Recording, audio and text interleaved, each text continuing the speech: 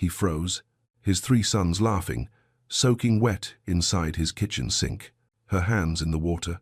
And in that second, everything he thought he controlled shattered. Brian Churchill was a 45-year-old widower who hadn't been home in 2 weeks.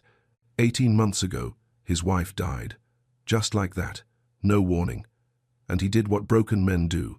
When grief becomes unbearable, he ran. Not physically, but emotionally, he disappeared.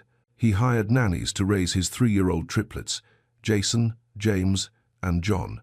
He worked constantly, traveled endlessly, convinced himself that providing was the same as being present.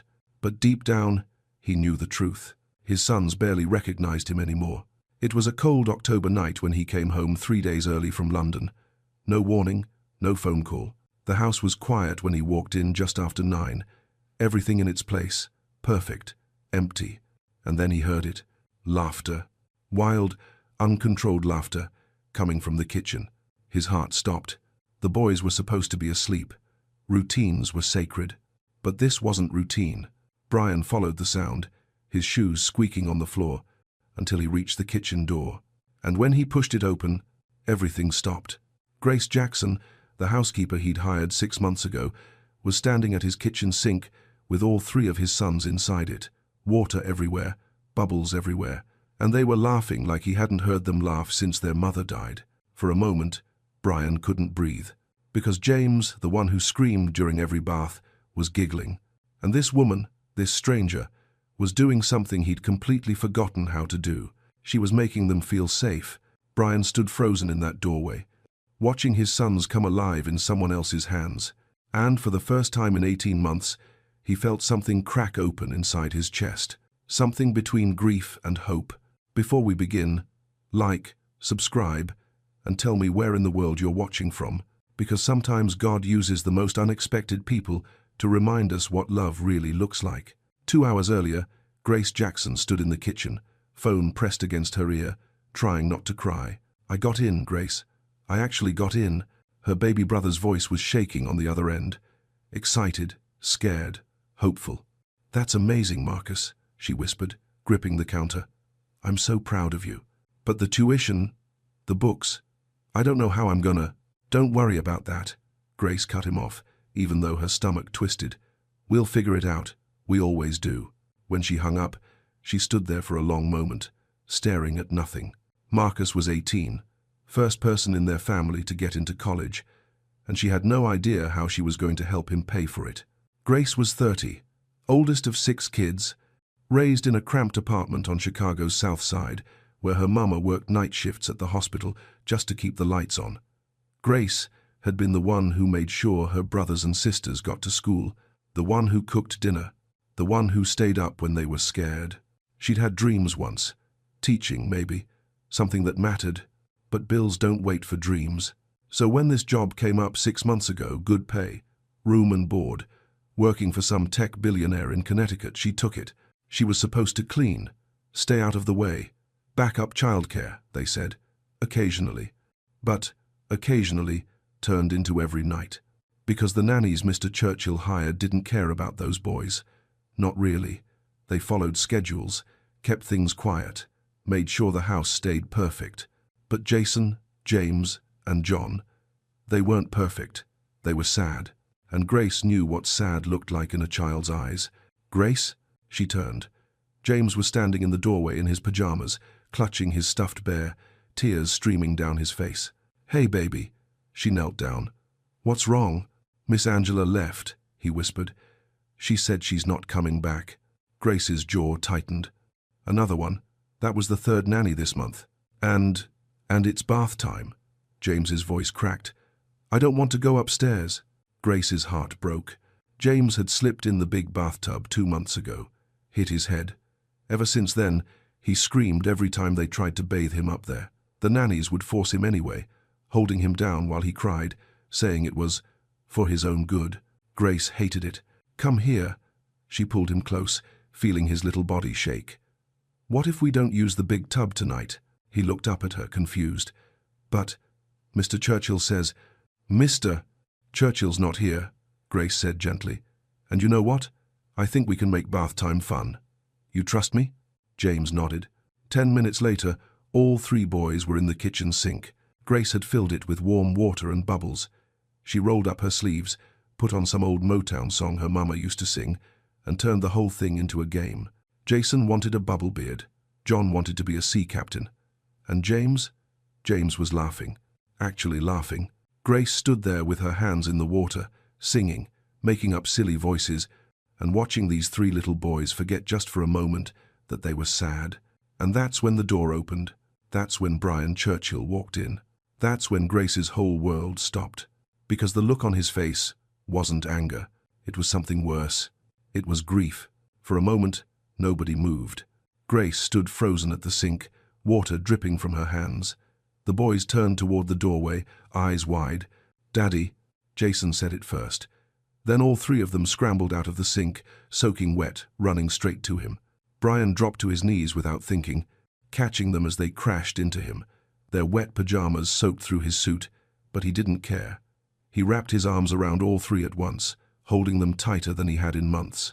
"I missed you," he whispered, his voice rough. "You're home early," John said, pulling back to look at him. "Are you staying?" Brian hesitated. "Yeah, I'm staying. Can you hear the jungle story?" James tugged on his sleeve. "Grace tells it every night. There's a lion and a moon and—" "Okay, okay." Grace's voice cut through gently. She was drying her hands on a towel, not quite meeting Brian's eyes. "Bath time's over. Let's get you boys into bed." "But Daddy just got here," Jason protested. "And Daddy will still be here in the morning," Grace said, her tone kind but firm. "Come on, let's go." The boys groaned but obeyed, trailing after her toward the stairs. Brian stood slowly, watching them go. At the doorway, Grace paused, turned back. "Mr. Churchill," her voice was steady, but he could see tension in her shoulders. "I can explain." "After they're asleep," Brian said quietly. "Meet me in the study." She nodded and disappeared down the hall. 30 minutes later, Grace knocked on the study door.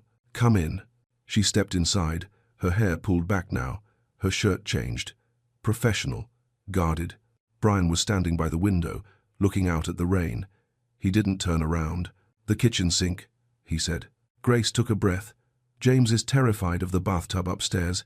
He slipped 2 months ago. Ever since then, he screams every time we try to. So, you put all 3 of them in my kitchen sink?" "Yes." Brian finally turned. His face was unreadable. "That's not protocol." "No," Grace said. "It's not. The nannies I hire follow specific procedures. There are bathrooms upstairs for a reason." Grace met his gaze.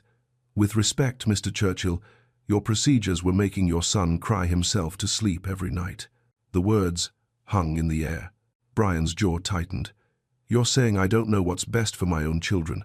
I'm saying James needed to feel safe." Grace's voice softened. "And in that kitchen, with me right there, he did, for the first time in weeks." Brian stared at her, and for just a second, something in his expression cracked. "When's the last time you gave them a bath?" Grace asked quietly. The question landed like a punch. Brian looked away. "I provide them with everything they need. Everything except you." Silence. Brian walked to his desk, gripping the edge of it. His knuckles went white. "You don't know what it's like," he said, his voice low. "To look at them and see her, to feel like every time you try, you're just failing." Grace's expression softened. "Maybe, but they don't need you to be perfect, Mr. Churchill. They just need you to be there." Brian closed his eyes, and when he opened them again, his voice was quieter, vulnerable. "Show me," he said. "Tomorrow night. Show me what you do." Grace blinked, surprised. "You want to join bath time?" "I want to understand." She nodded slowly. "Okay." As she turned to leave, Brian called after her. "Miss Jackson." She stopped. "Thank you," he said, "for being there when I wasn't." Grace looked back at him, something sad and hopeful in her eyes. "They're waiting for you to be there too." And then she was gone. The next evening, Brian came home at 6. The boys were in the kitchen with Grace when he walked in. They looked up from their coloring books, shocked. "Daddy?" John's crayon stopped mid-stroke. "You're home." "I said I would be." Brian set his briefcase down, feeling awkward in his own house. "What are you guys doing?" "Coloring." Jason held up a page covered in wild purple scribbles. "Look, it's a dinosaur." Brian studied it. That's very creative. Grace glanced at him from the stove. Dinner's almost ready. Chicken nuggets and mac and cheese. Can I help? She paused, surprised, then nodded. Sure. Can you cut up those apples? Thin slices. James won't eat them if they're chunky. Brian moved to the counter, picked up the knife, and started cutting. Too thick. He tried again.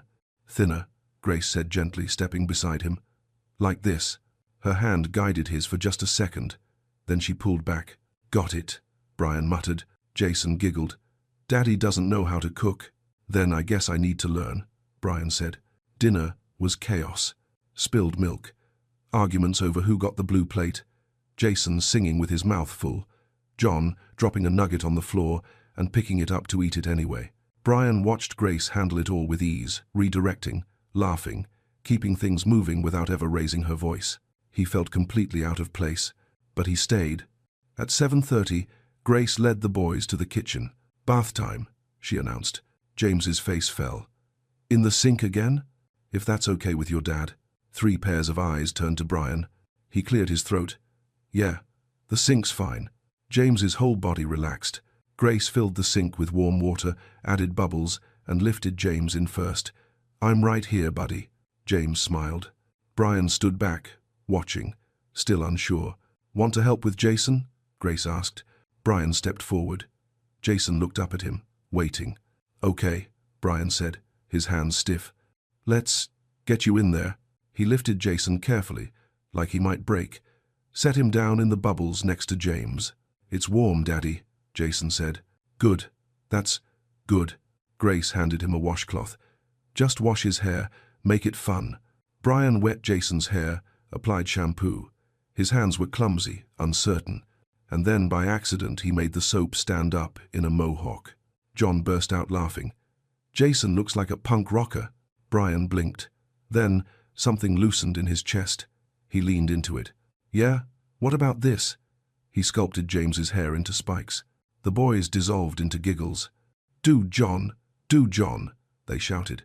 Brian made John's hair stick straight up. All 3 boys were laughing so hard they could barely breathe. And Brian, for the first time in 18 months, laughed with them. Really laughed. Grace stepped back, watching, a small smile on her face. This was what they needed. What he needed. After the boys were asleep, Brian found Grace cleaning the kitchen. Water was everywhere, towels in a pile. He grabbed one and started drying the counter. You don't have to. I want to. They worked in silence for a moment. Then Brian spoke, his voice quiet. I haven't heard them laugh like that since Catherine died. Grace stopped wiping. They've been waiting for you. I thought I was doing the right thing, giving them stability, the best of everything. You were protecting yourself, Grace said gently. But they don't need protection from you. They need you. Brian set the towel down, his throat tight. When it's just us, call me Brian. Grace looked at him. Then call me Grace. Something shifted between them. Small, fragile, but real. That night, Brian stood outside the boys' room, listening to them sleep talk about Daddy's funny bubbles. His chest ached. But this time, it didn't feel like grief. It felt like something thawing. 2 weeks passed. Brian came home every night by 6, sometimes earlier. He cancelled trips, rescheduled meetings, told his assistant that his evenings were no longer negotiable. The boys noticed. They started running to the door when they heard his car. Started asking, Is Daddy coming to dinner? Started including him in their games. And Brian? He started learning. That James needed his toast cut into triangles. That Jason's stuffed elephant had to sit on the left side of his pillow. That John hummed when he was thinking hard about something. Small things, things a father should know. Grace watched it all happen, watched Brian slowly come back to life, watched the distance between him and his sons shrink a little more each day. And somewhere in the middle of bubble baths and bedtime stories, something else started happening. Something neither of them said out loud. The way Brian's hand would brush hers when they were folding laundry. The way Grace would catch him looking at her across the kitchen. The way they'd linger in the doorway after the boys fell asleep, talking about nothing and everything. It scared her, because she knew it couldn't last. The call came on a Wednesday afternoon. Grace was in the garden with the boys when her phone rang. Her sister's name flashed on the screen. Hey, Maya. What's? Grace, we need help. Her stomach dropped. What happened? Marcus got into college, full acceptance, but we can't afford it. And Mama's hospital just sent another bill. We're 3 months behind on rent. I don't know what to do. Grace closed her eyes. The boys were laughing behind her, chasing butterflies. She could hear their joy, their safety. How much do you need? 15,000, at least. Grace, I'm sorry. I know you're doing everything you can, but I'll figure it out. When she hung up, she stood there for a long time, staring at nothing. $15,000. She did the math in her head. Her salary barely covered it. She'd have to take a second job, which meant leaving Connecticut, which meant leaving them. That night, Grace was quiet during dinner. Grace, are you sad? Jason asked, tilting his head. She forced a smile. No, baby. Just tired. But Brian saw through it. After the boys were asleep, he found her in the kitchen. What's wrong? Nothing. Just family stuff. Grace.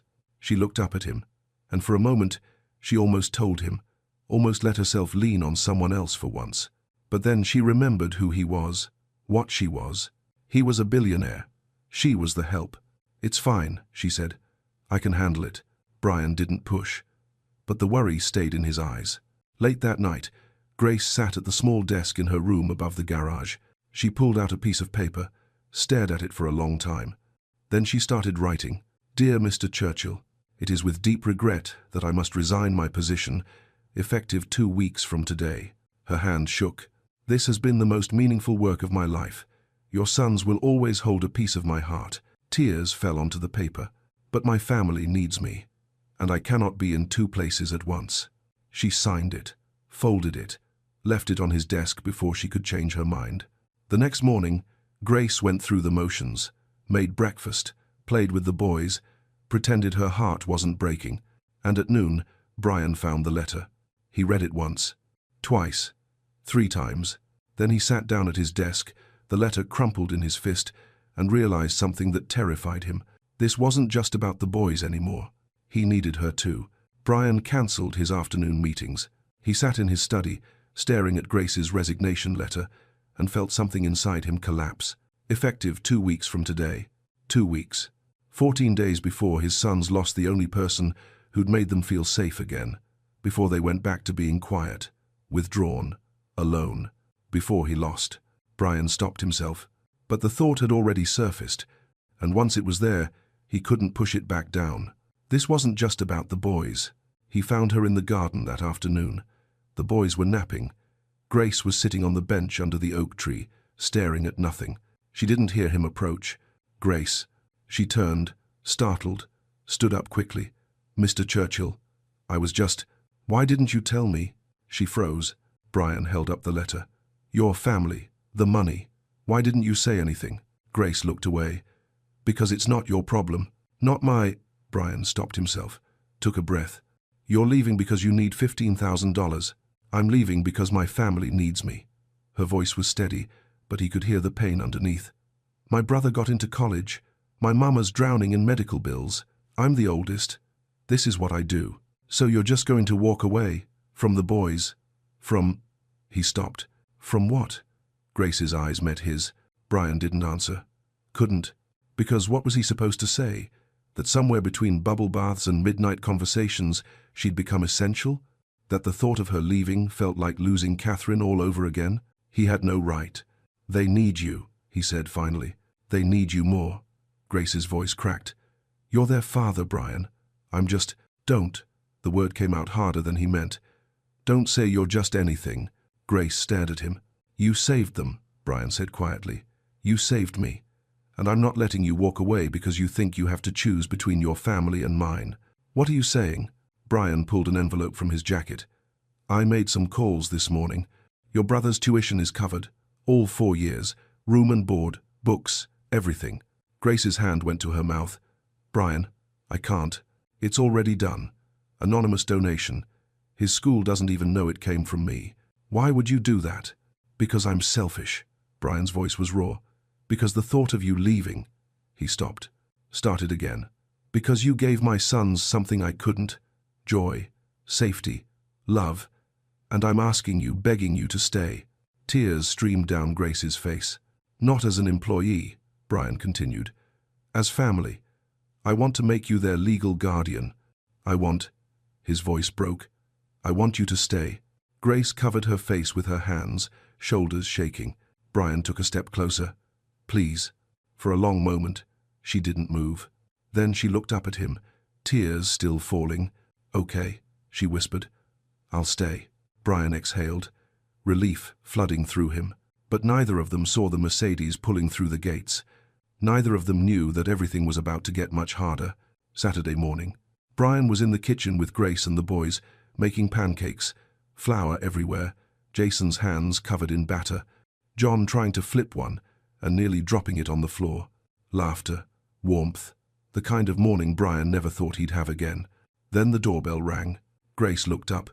Were you expecting someone? Brian frowned. No. He walked to the front door, wiping flour from his hands. When he opened it, his blood went cold. Patricia, Catherine's mother, stood on the doorstep, perfectly dressed, her eyes sharp as glass. Hello, Brian. She stepped inside without waiting for an invitation. I was in the area.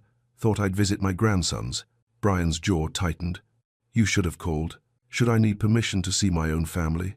She walked past him toward the kitchen, her heels clicking on the floor. And when she stepped into the kitchen doorway, she stopped. Brian, wearing an apron. Grace at the stove. The boys covered in flour, giggling on the counter.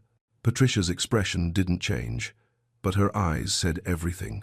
The rest of the morning was unbearable. Patricia stayed, watched everything, criticized the boys' table manners, mentioned how Catherine would have handled things differently, asked pointed questions about Grace's responsibilities. Grace stayed quiet, professional, but Brian could see her pulling back, building walls. That evening, after the boys were in bed, Patricia cornered Brian in his study. We need to talk. Brian closed his laptop. About what? About her. Her name is Grace. Patricia's eyes narrowed. I'm aware. I'm also aware that she's become far too comfortable in this house. The boys cling to her, Brian. It's inappropriate. She's good for them. Or she's creating a dependency that will devastate them when she leaves. Because people like her always leave. Brian stood. What's that supposed to mean? You know exactly what it means. Patricia's voice was cold. She's the help, Brian. Let's not pretend this is something it isn't. You're a widower. You're vulnerable. And she's taking advantage of that. That's not. What do you really know about her? Her background, her intentions? I know she loves my sons. Or she loves your money. Patricia leaned forward. Catherine has been gone barely 18 months, and you're allowing some woman to insert herself into your children's lives, into your life. Think about what you're doing. In the hallway, Grace stood frozen. She'd been bringing fresh towels for the guest room, but when she heard her name, she stopped. People like her always leave. She's the help. Taking advantage. The words cut deeper than anything she'd felt in years, because part of her had started to believe she belonged here, that maybe she wasn't just the housekeeper, that maybe Brian saw her as something more. But Patricia's voice was a mirror, showing Grace the truth she'd been trying to ignore. She didn't belong in this world. She never would. Grace set the towels on the hall table and walked away, her chest so tight she couldn't breathe. Inside the study, Brian's voice was low, firm. Grace is staying.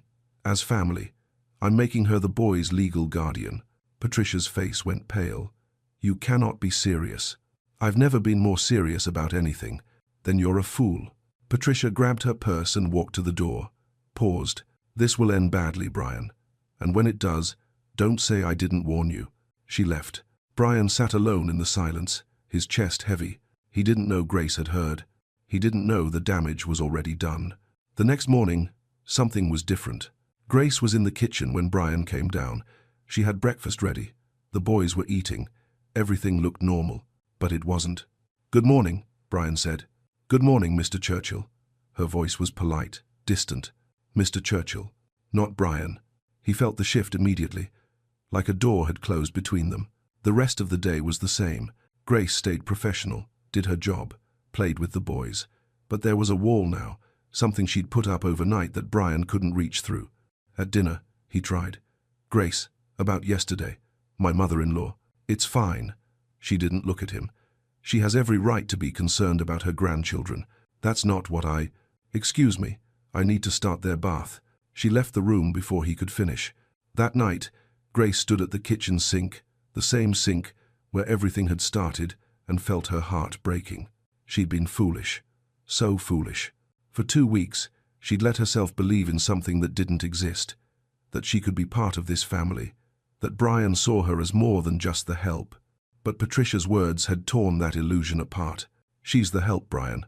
Let's not pretend this is something it isn't. Grace looked down at her hands in the soapy water and realized the truth. No matter how much the boys loved her, no matter how much she'd started to feel at home here, she would never truly belong. Not in this world. Not in his world. Upstairs, the boys sensed it too. "Why is Grace sad?" James whispered to Brian during story time. "I don't know, buddy. Did we do something wrong?" "No, you didn't do anything wrong." But John climbed into Brian's lap, looking up at him with worried eyes. "Is Grace leaving?" Brian's throat tightened. "No, she's not leaving." "Promise?" "I promise." But even as he said it, Brian felt the lie in his chest, because something had changed, and he didn't know how to fix it. Late that night, Brian stood outside Grace's door above the garage. He raised his hand to knock, then stopped. What could he say? That he'd defended her to Patricia? That didn't erase the words Grace must have heard. That didn't change the reality of who they were. A billionaire and his housekeeper. 2 different worlds that had collided for a moment, but were never meant to stay together. Brian lowered his hand, walked back to the house alone, and neither of them slept that night, both staring at the ceiling in separate rooms, feeling the weight of everything unsaid pressing down on their chests. Grace thought about leaving again, packing her bags, disappearing before this hurt any worse. Brian thought about how empty the house would feel without her, how quiet the boys would become, how much he'd come to need her presence in ways he couldn't admit. And outside, the night stretched on. Cold, dark, heavy with the kind of silence that comes right before everything falls apart. Sunday afternoon. Patricia insisted on hosting lunch. A proper meal, she said, with proper company. She invited a family from her country club, set the table with china, made everything formal and cold. The boys sat quietly, uncomfortable in their stiff clothes. Grace was in the kitchen, told to assist with serving. Brian hated it, but he didn't know how to fight his mother-in-law without making things worse. Patricia served pasta. Expensive, elegant, with shellfish. Grace was clearing plates when she saw it. Her blood went cold. "Mrs. Whitmore," she stepped forward quickly. "James can't eat that. He's allergic to shellfish." Patricia waved her off. "A little exposure builds immunity. My doctor friend told me so." "No," Grace's voice was firm. "He's severely allergic. Please don't. I think I know what's best for my grandson." Grace looked at Brian. He was about to speak when Patricia cut him off. "Grace, you're overstepping." Again. Grace backed away, her hands shaking, and James took a bite. 5 minutes later, James started scratching his throat. "Mummy." He stopped, looked confused. "Grace, my throat feels weird." Grace was at his side instantly. Hives were breaking out on his arms. His breathing was getting shallow. "James?" Brian stood, panic rising. "What's wrong?" "He's having an allergic reaction." Grace's voice was calm, but her hands moved fast. She pulled an EpiPen from her apron pocket. She'd been carrying it for months, just in case. Patricia went pale. "What are you?" Grace didn't answer. She administered the injection, steady and sure, then pulled out her phone. "This is Grace Jackson. I need an ambulance." 3-year-old boy. Severe allergic reaction. EpiPen administered. "Yes, he's breathing. We're at." Brian couldn't move, couldn't think. Just watched Grace hold James, keeping him calm, whispering to him, "You're okay, baby. I've got you. Just breathe with me. In and out." James clung to her. "Grace, scared." "I know, but you're safe. I promise." The ambulance came. Grace rode with James. Brian followed with Jason and John. At the hospital, the doctor pulled them aside. "You saved his life. Another few minutes and this could have been much worse." James was in a bed, recovering, and he wouldn't let go of Grace's hand. Jason and John sat on either side of her, pressed close. Brian stood in the doorway, watching, and something inside him shattered. This woman his mother-in-law had called the help, had been prepared, had carried an EpiPen for months against everyone's advice, had known his son better than anyone, had saved his life. Patricia appeared beside him, her face pale with guilt. She looked at Grace holding James, at the way all three boys clung to her. "I was wrong," Patricia whispered. Brian didn't respond, because he was done listening to anyone's opinion about Grace. Later, in the hospital cafeteria, Brian sat across from Grace. She looked exhausted, shaken. "I found your resignation letter," he said quietly. Grace looked down. "Brian, I'm not accepting it. Your mother-in-law made it very clear where I stand." "I don't care what she thinks." Brian leaned forward. "Grace, you saved my son's life today, but more than that, you've been saving all of us since the day you got here." Tears filled her eyes. "Stay," Brian said. "Please, not because I'm asking you to, because you want to, because you're family." Grace's voice broke. "People like me don't belong in families like yours. Then maybe I've been in the wrong family." Brian reached across the table, took her hand. "Maybe the right family is the one you choose, the one that chooses you back." Grace stared at him, tears streaming down her face. "I'm staying," she whispered, and for the first time in days, Brian breathed. 6 months later, spring came to Connecticut, bringing warmth after a long winter. The Churchill estate looked different now. Toys scattered on the lawn, drawings taped to the fridge, laughter echoing through rooms that used to feel like a museum. Brian had restructured everything. Came home by 5 every day. No weekend travel. No more running. The boys were different too. Louder, happier, more alive. And Grace? She was still there. Not as the housekeeper. Not as the help. As family.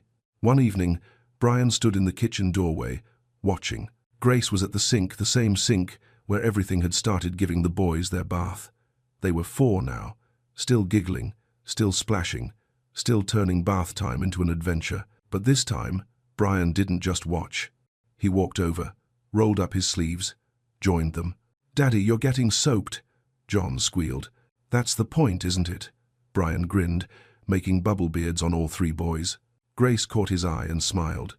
And in that moment, Brian realized something. He'd spent 18 months trying to control everything, trying to keep the grief at bay by staying busy, by keeping his distance, by doing everything the right way. But Grace had shown him something different, that sometimes love means getting messy, means breaking your own rules, means showing up even when you're scared of getting it wrong. Later that night, after the boys were asleep, Brian and Grace sat on the back porch. The air was warm. The stars were out. "Jason drew another picture today," Grace said softly. "Yeah? 5 people this time. You, me, and the boys. He titled it, 'My Family.'" Brian's throat tightened. "Is that what we are?" Grace looked at him. "I think so. Don't you?" Brian nodded. "Yeah, I think we are." They sat in comfortable silence for a moment. Then Grace spoke quietly. "You know what I think?" "What?" "I think God knew exactly what he was doing, bringing me here, to this house, to your boys." She paused. "To you." Brian reached over, took her hand.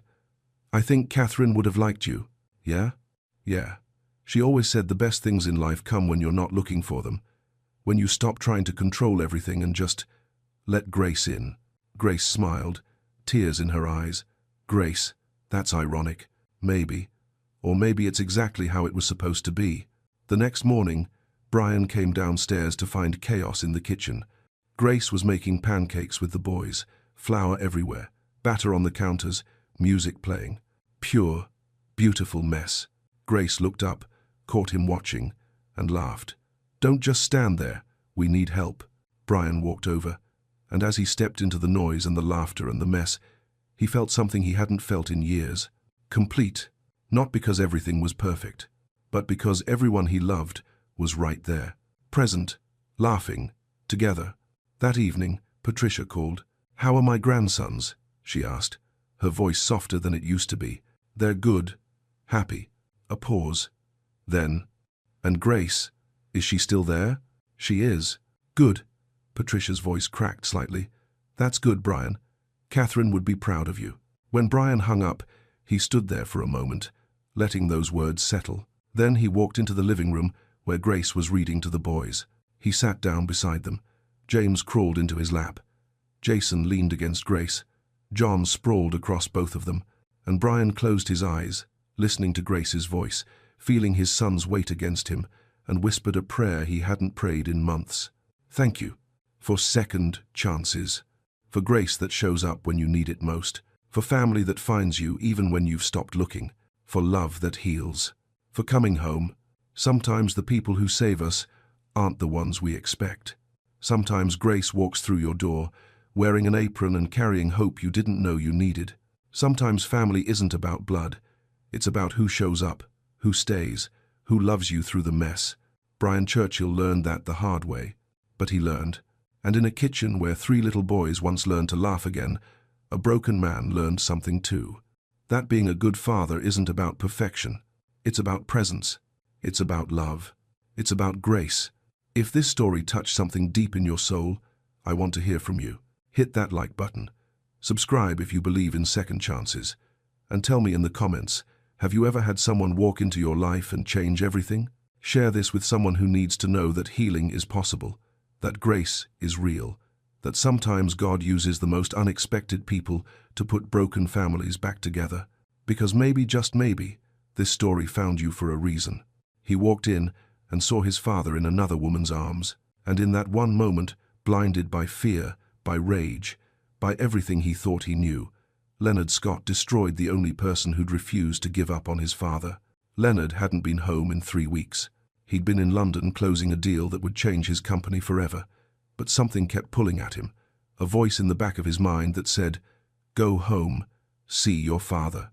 So he left early, 3 days ahead of schedule. He walked through the front door, tired but smiling. He wanted to surprise Thomas, maybe sit with him, talk. It had been too long. He climbed the stairs and heard voices coming from his father's room, Thomas's labored breathing, a soft groan, then her voice gentle, encouraging. Leonard's stomach tightened. He pushed the door open. Olivia Grant's arms were wrapped around his father. Thomas's face tilted back, eyes closed, breath coming hard.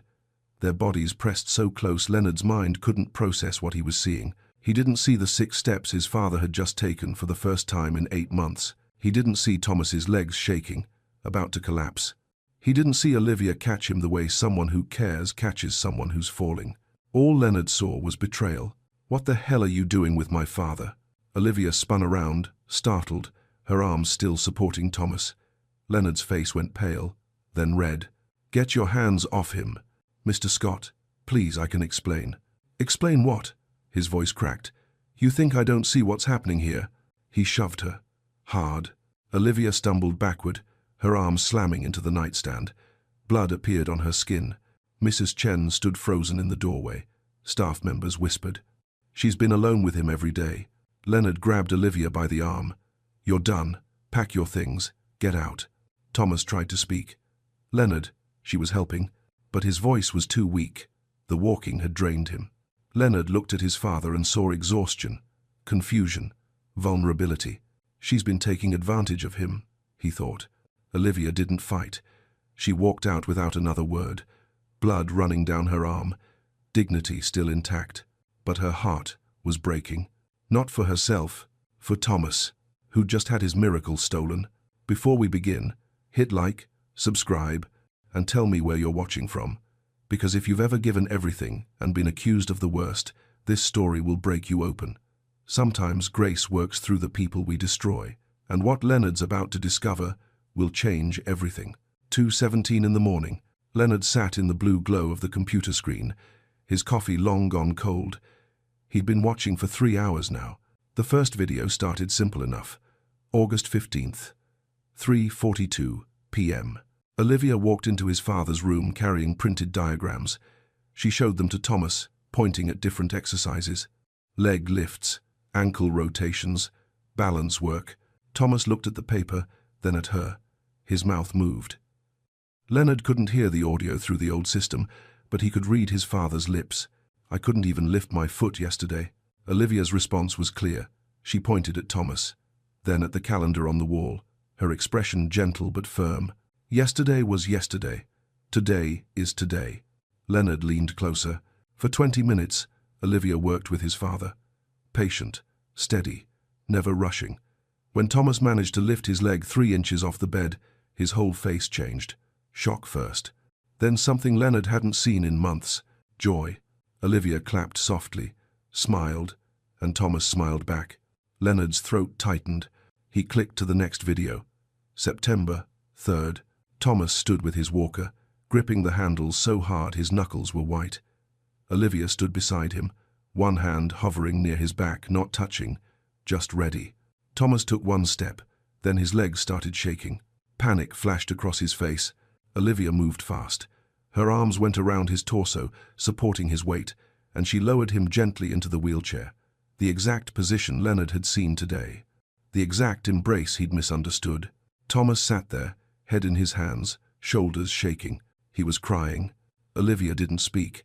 She just pulled a chair next to him and sat, handed him water, waited. After a few minutes, Thomas looked up at her. Even without sound, Leonard could see his father mouth the words, "I'm sorry." Olivia shook her head. She pointed at the walker, then at Thomas. Then she made a walking motion with her fingers. "You will walk. I'm not giving up on you." Leonard's hand trembled on the mouse. He clicked another video. September 22nd. This time, Thomas stood and took 2 steps, then 3, then 5. His legs gave out, but Olivia caught him, and when she lowered him into the chair, Thomas buried his face in his hands again. But this time, he wasn't crying from frustration. He was crying from joy. Olivia knelt beside the wheelchair. She took his hand, and Leonard watched his father mouth the words that would haunt him forever. "You gave me my life back." Leonard stood up so fast his chair fell over. He stumbled to the window, gripping the frame, his breath coming hard. "Oh God, what have I done?" He pressed his forehead against the cold glass. Outside, the rain was coming down harder now. The world blurred. Behind him, the video kept playing. He could hear it, the silent footage of his father learning to walk again, learning to hope again, because of her. And he'd thrown her out like garbage. Leonard's chest tightened, his hands started shaking. He turned back to the desk and clicked another video. October 1st. The camera showed Olivia in the corner of the room, sitting on the floor, her head in her hands. Thomas was asleep in his chair, exhausted from therapy, and Olivia was crying. Her whole body shook with silent sobs. She wiped her eyes, took a breath, composed herself. Then she stood, checked on Thomas, and went back to organizing his medications. She never asked for help, never complained, never stopped. Leonard sank into the chair. The next video was dated 2 weeks ago. Olivia's face looked thinner, tired, but she still showed up, still smiled at Thomas, still believed. Leonard opened another window on his computer, pulled up Olivia's payroll file, and that's when he saw it. Direct deposit, 40% of her stated salary. The rest, withheld at her request. Reason, equipment and supplies for patient care, personal expense. She'd been paying to help his father. Leonard's vision blurred. He clicked back to the footage. Today's date, 4 p.m. He watched Thomas take 6 steps. 6 beautiful, impossible steps. Watched his legs start to give. Watched Olivia catch him in that perfect therapeutic hold. Watched his father whisper, "Thank you." And then watched himself burst through the door. Watched himself destroy everything. Leonard put his head in his hands. "Oh God," he whispered into the empty room. "What have I done?" Leonard didn't sleep.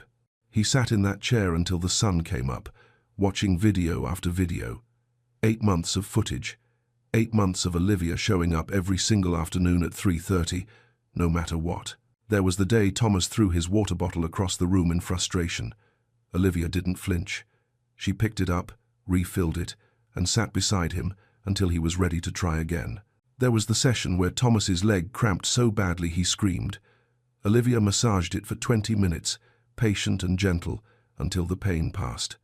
There was the afternoon she arrived with her eyes red and swollen. Clearly she'd been crying about something. But the moment she walked into Thomas's room, she smiled. She showed up for him anyway. Leonard's hands wouldn't stop shaking. At 6 in the morning, he grabbed his keys and headed downstairs. Alan was already in the kitchen, preparing morning tea. "Where is she?" Leonard asked. His voice came out hoarse. "Where did Olivia go?" Alan looked up, surprised. I don't know, sir. She left around 1 this morning, didn't say where." Leonard's chest tightened. "Did she leave a forwarding address? A phone number?" "No, sir. She just left." Leonard ran a hand through his hair. What about her things, her room? Empty. Leonard turned and headed toward the guest wing anyway. He pushed open the door to Olivia's room. Alan was right. Empty. The bed was made. The surfaces wiped clean. It looked like no one had ever lived there at all, except for one thing. On the dresser, a small stack of receipts held down by a rock. Leonard walked over and picked up the top one. Meadowbrook, nursing home supply, resistance bands, $47. The next one, medical equipment, depot, balance board, $83. The next, therapeutic footwear, $126. Leonard flipped through them. Dozens of receipts, hundreds of dollars, all of it Olivia's own money. Beneath the receipts, a work schedule from Meadowbrook Nursing Home, night shift, 3 days a week, 11 p.m. to 6 a.m. She'd been working 2 jobs, just to help his father. Leonard's legs gave out. He sat on the edge of the bed, the receipts trembling in his hands. On the nightstand, he noticed something else, a small notepad. The top page had been torn off, but the imprint remained. He held it up to the light. Mum, deposited $800. Should cover this month. Love you. Leonard closed his eyes. She'd been sending money home, to her mother, and still somehow found a way to buy equipment for Thomas. A soft knock at the door. Alan stepped inside. Sir, your father is awake. He's asking for Miss Grant. Leonard looked up. What do I tell him? Alan's expression was gentle but firm. The truth, sir. It's all we have left.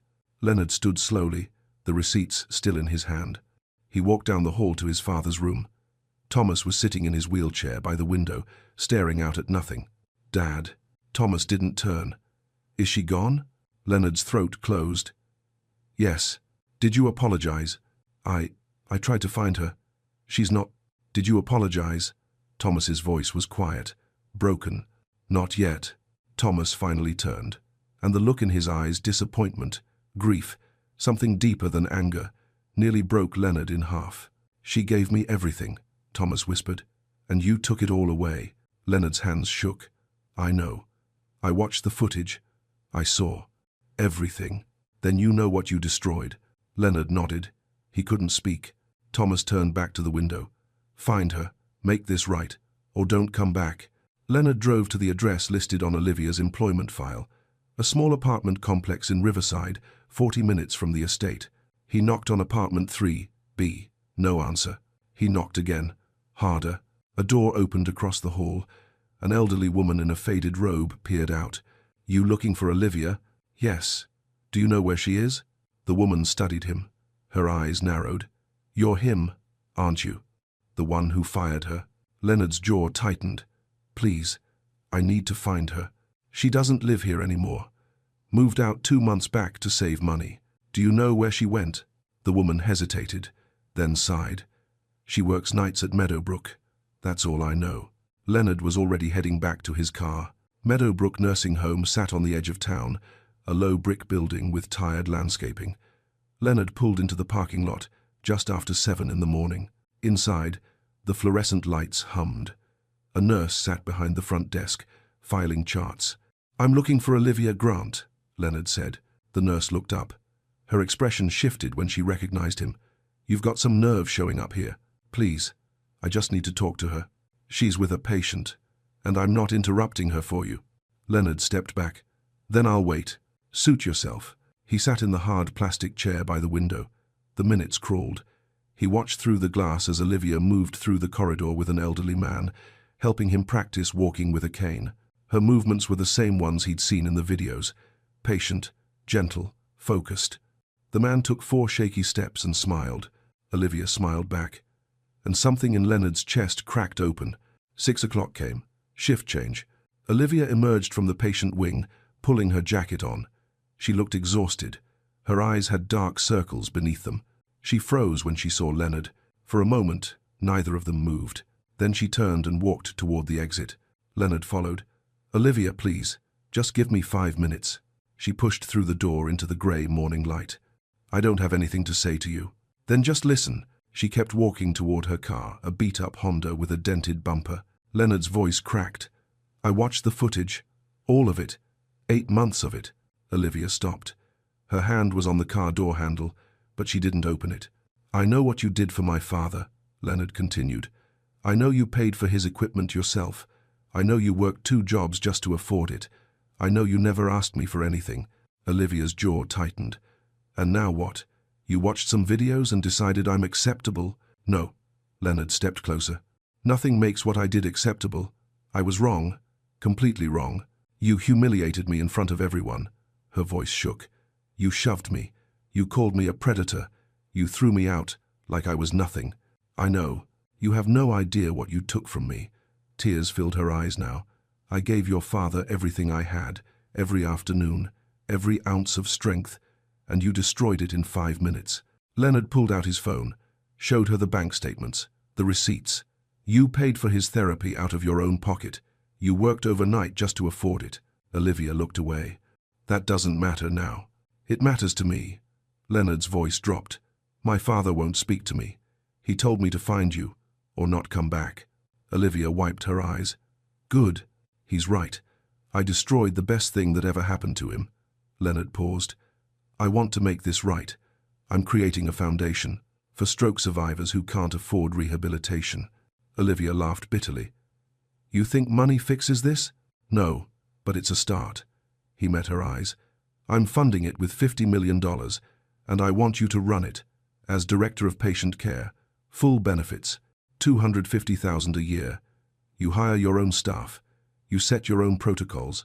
Olivia stared at him. "Why should I trust you?" "You shouldn't." Leonard's voice was raw. "But my father does. He wrote you a letter, asked me to give you this."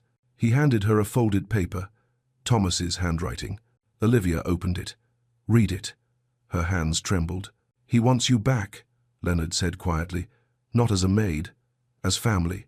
Olivia folded the letter, pressed it to her chest.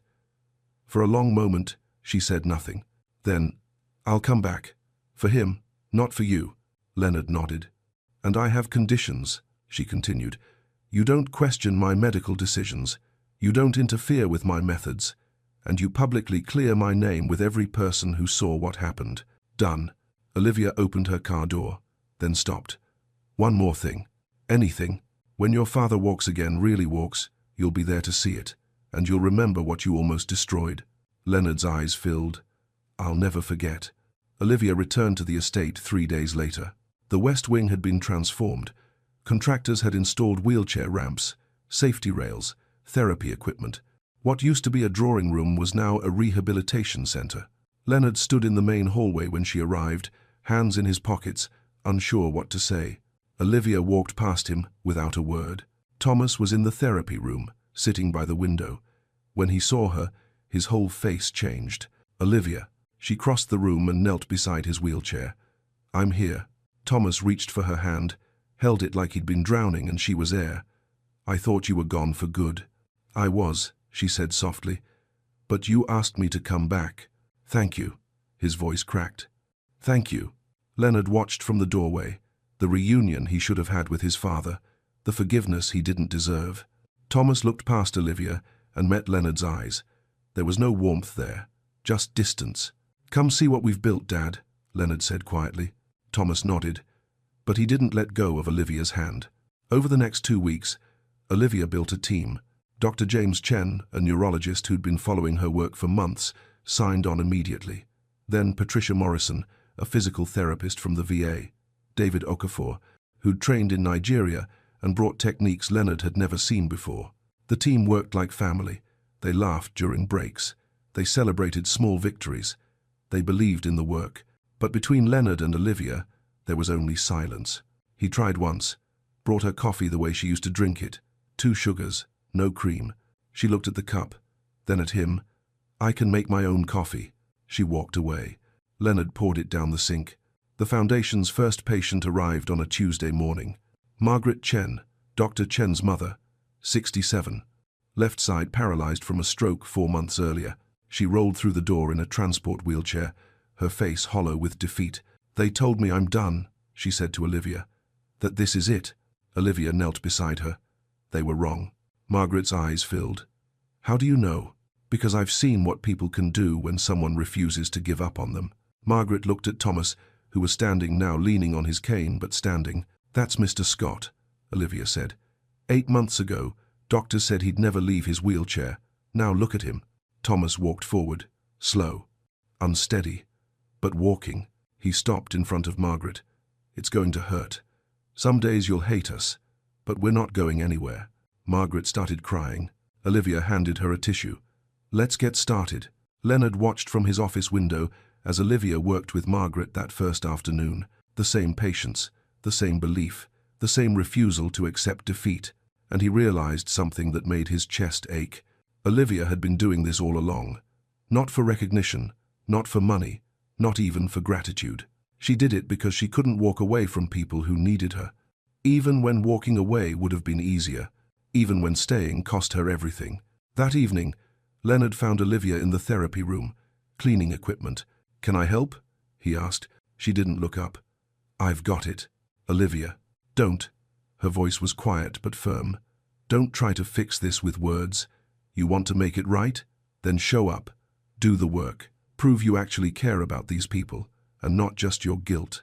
She walked past him, turned off the lights, and left. Leonard stood in the dark. And for the first time in his life, he understood the difference between saying sorry and becoming sorry, between wanting forgiveness and earning change. He had a long way to go. 3 weeks into Margaret Chen's therapy, something changed. Olivia was working with her in the main therapy room. Margaret's left foot, the one that hadn't moved since her stroke, was strapped into a specialized brace. "I can't feel anything," Margaret whispered. "It's like my leg doesn't exist." Olivia knelt beside her. "Close your eyes. Don't try to move it. Just think about your toes. Imagine them wiggling." Margaret closed her eyes. Her face tightened with concentration. Nothing happened. Thomas sat in the corner, watching. He'd been coming every morning now, mentoring new patients, showing them it was possible. "Try again," Olivia said softly. Margaret's breath came faster. Her hands gripped the armrests. And then, so small it was almost invisible, her left big toe moved. Just a twitch, barely a millimeter, but it moved. Margaret's eyes flew open. "Did I? Did you see?" "I saw it." Olivia's voice shook. "You did it." Margaret started sobbing. "I felt it. Oh my God, I felt it." Dr. Chen, who'd been standing nearby reviewing charts, dropped everything and rushed over. "Mom, I moved my toe." Margaret grabbed her son's hand. "I moved my toe." The entire staff stopped. Patricia, David, Sarah, everyone gathered around. Thomas stood from his chair, no walker, just his cane, and crossed the room. "That's it," he said, his voice thick with emotion. "That's the beginning." Margaret looked up at him, tears streaming. "You really did this? You really walked again?" Thomas smiled. "Because she wouldn't let me quit." He gestured to Olivia. "And she won't let you quit either." Leonard watched from the hallway. He'd been doing that a lot lately. Watching, learning, seeing what Olivia had been trying to show his father all along. This wasn't about physical therapy.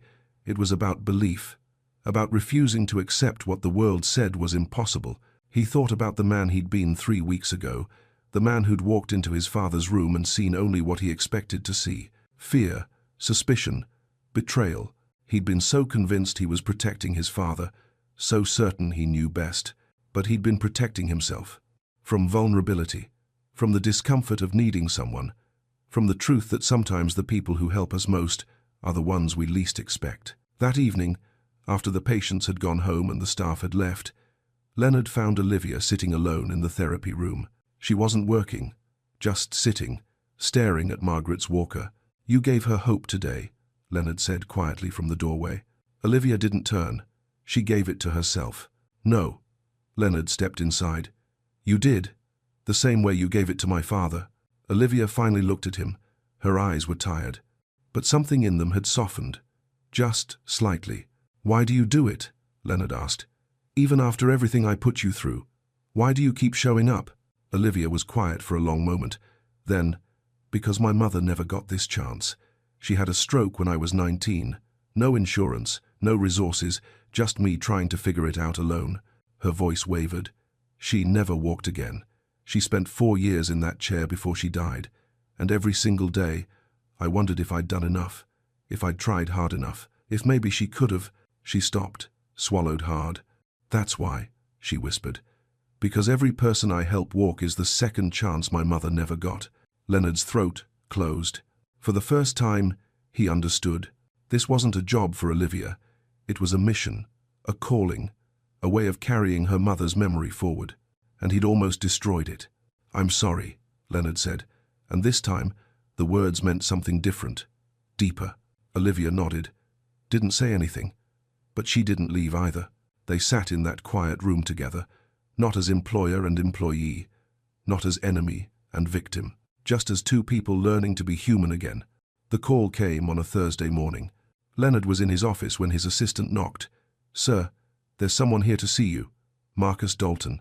Leonard looked up. "Dalton?" "He says it's urgent." Leonard hadn't seen Marcus Dalton in 15 years, not since his father cut ties with him over Medicare fraud allegations. The man had rebuilt his empire, since then, Dalton Health Systems, 27 rehabilitation facilities across 3 states. Dalton walked in, wearing a $1,000 suit and a practiced smile. "Leonard, it's been too long." Leonard didn't shake his hand. "What do you want?" Dalton sat without being invited. "I'm here as a friend. Your little foundation is making waves. Good waves. But you're disrupting some very established systems. That's the point." "I'm sure it is." Dalton's smile thinned. "But you're also creating liability concerns. Your director, Miss Grant, she doesn't have proper licensing.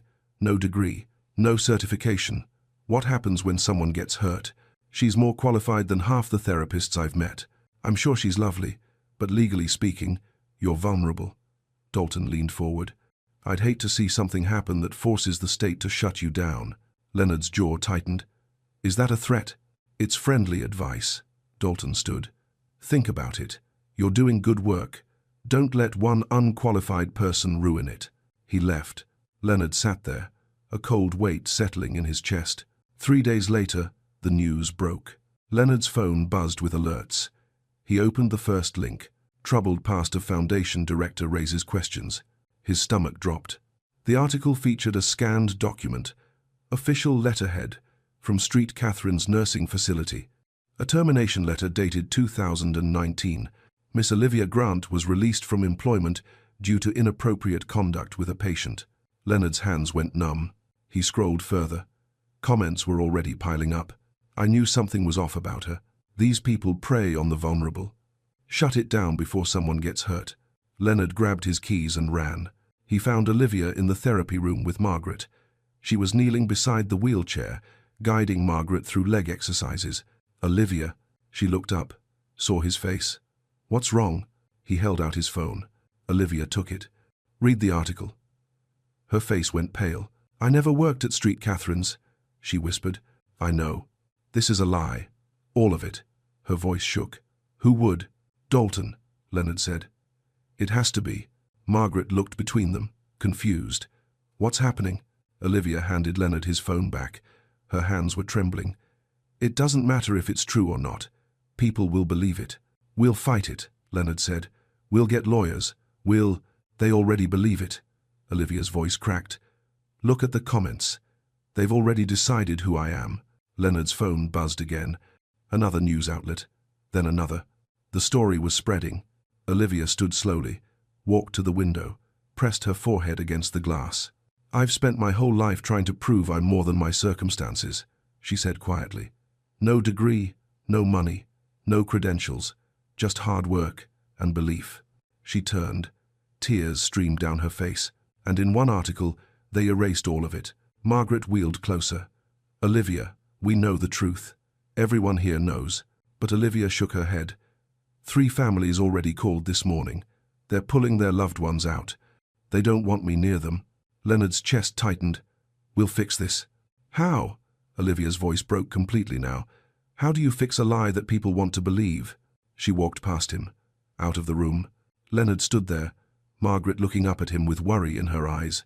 And for the second time, Leonard watched Olivia walk away, not because she wanted to, but because someone had taken her dignity and torn it to pieces. Only this time, he wasn't the one who'd done it, but he was the one who had to fix it. Olivia stopped coming to the estate. She didn't quit, didn't make an announcement. She just stopped showing up. Leonard called her phone. No answer. He drove to Meadowbrook. The nurse at the desk said Olivia had taken a leave of absence. Where is she? I don't know. And if I did, I wouldn't tell you. Leonard stood in the parking lot, lost. Back at the foundation, the damage was spreading. 5 families pulled their loved ones out. The phone stopped ringing with new inquiries. Donors who'd pledged money suddenly had budget concerns. Margaret Chen was one of the few who stayed. I don't care what they say, she told Leonard. Olivia gave me my life back. I'm not leaving. But even Margaret's loyalty couldn't stop what was coming. The state medical board sent a formal notice. An investigation had been opened. Allegations of practicing medicine without a license.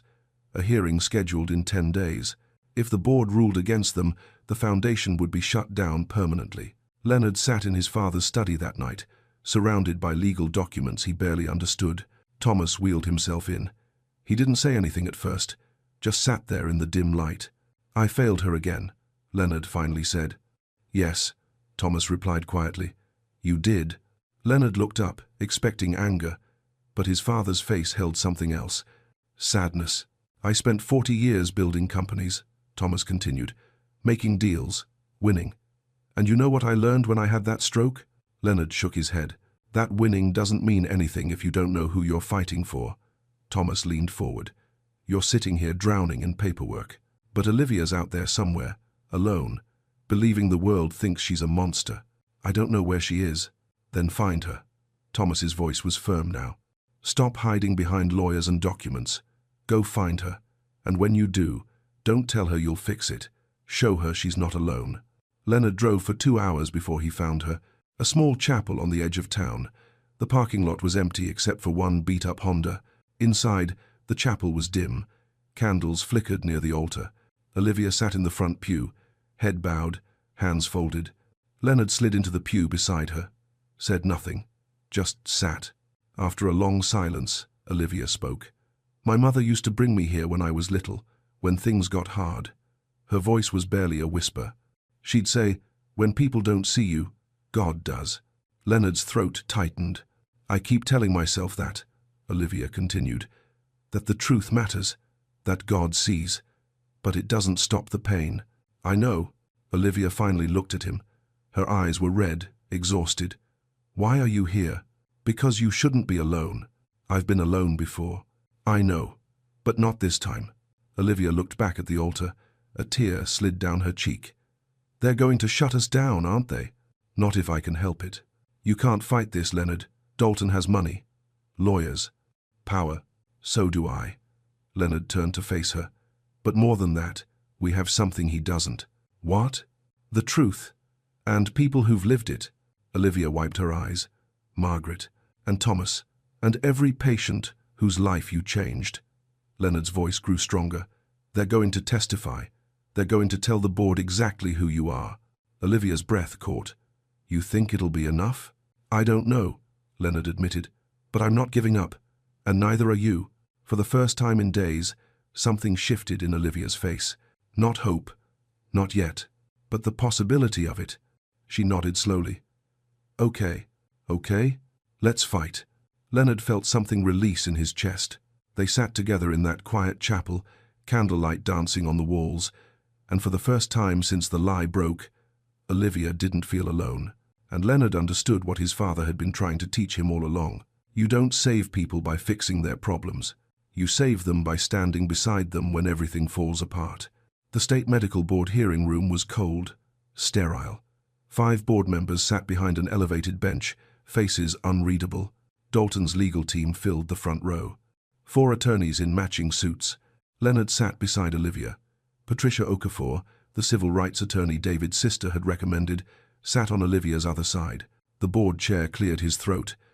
We're here to determine whether the Second Chance Foundation has engaged in unlicensed medical practice.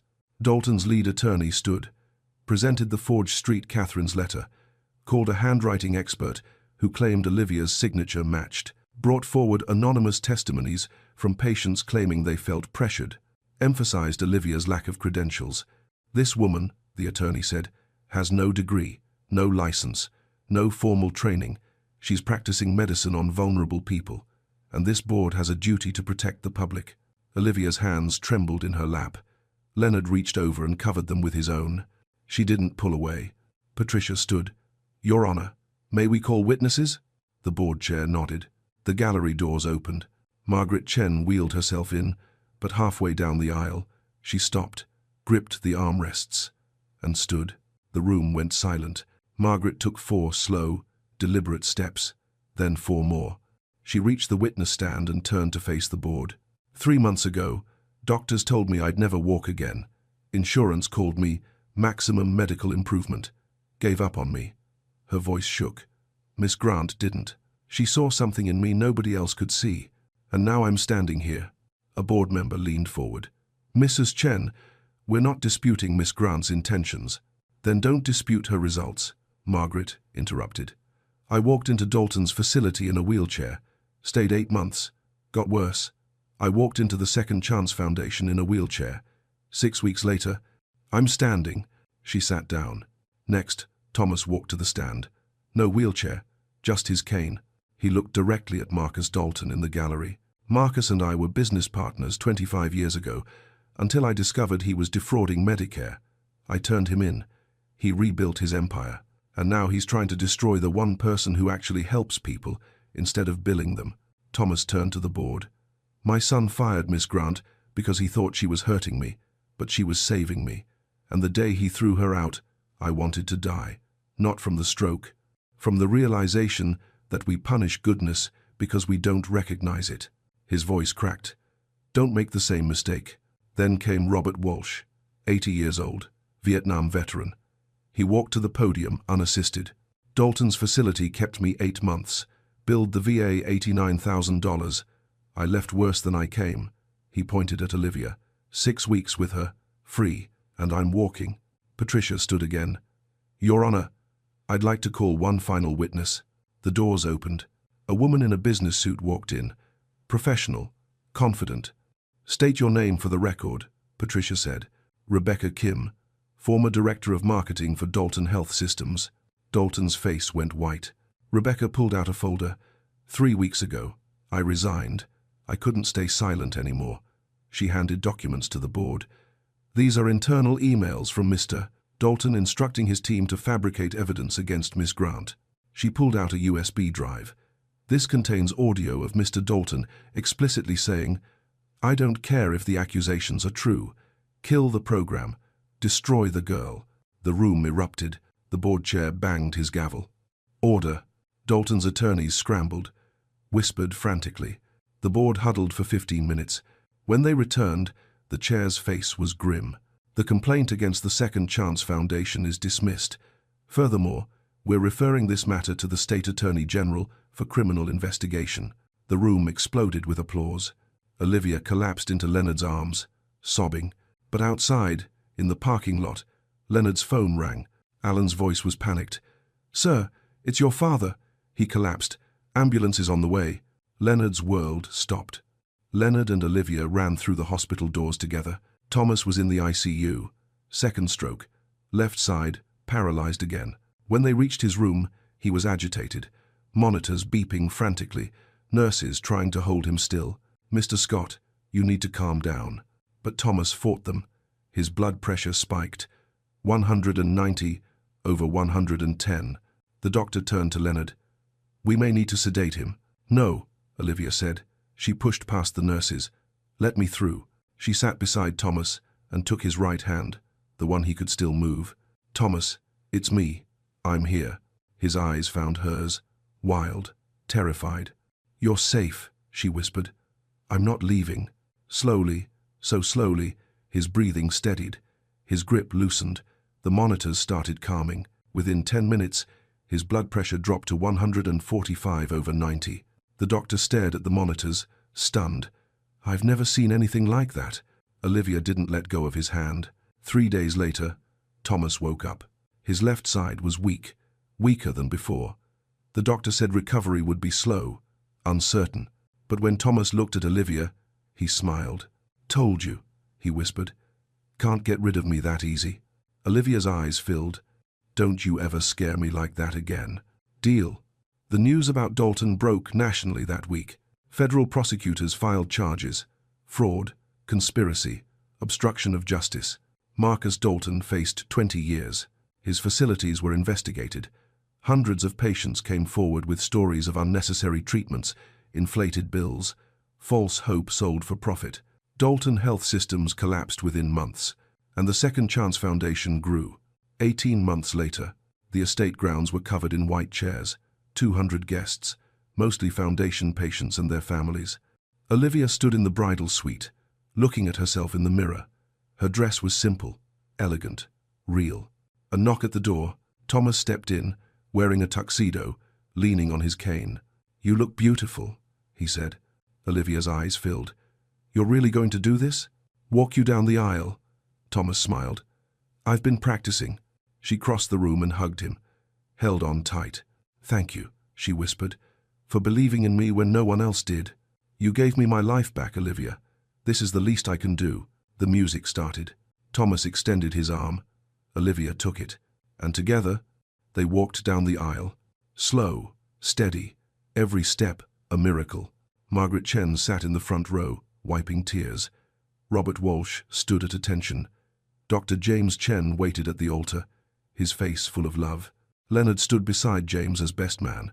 When Olivia passed, she met his eyes, and she smiled, not the cautious smile of someone still healing, but the real smile of someone who'd forgiven. Leonard smiled back, and for the first time in 2 years, he felt whole. 5 years later, the Second Chance Foundation operated in 11 states, 200 therapists trained in Olivia's methods, thousands of patients given hope. Thomas volunteered 4 days a week, until the day he passed peacefully in his sleep at 82. His journal entry the night before he died read, "I lived through 2 strokes. Olivia gave me years I wasn't supposed to have. I walked her down the aisle. I saw my foundation change lives. I have no regrets. This is what grace looks like." The study where Leonard first watched the security footage, the room where everything changed, became a memorial. The walls were covered with photos, hundreds of patients holding signs, "Second chances are real." In the center, a framed image, Olivia holding Thomas after his first 6 steps, his face tilted back in gratitude, her arms supporting not just his body, but his hope. Beneath it, a plaque. The moment that changed everything. October 12th. Olivia stood there one afternoon, watching a new patient take her first steps in the therapy room next door. Leonard found her there. "What are you thinking?" he asked.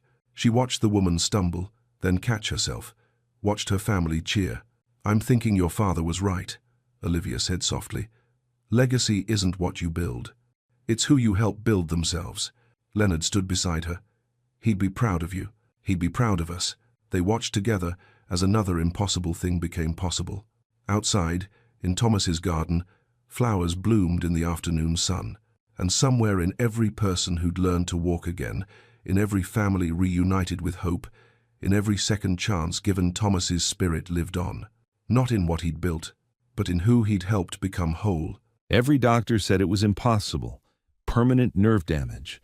No chance of recovery. Accept it and move on. James Nolan had accepted it.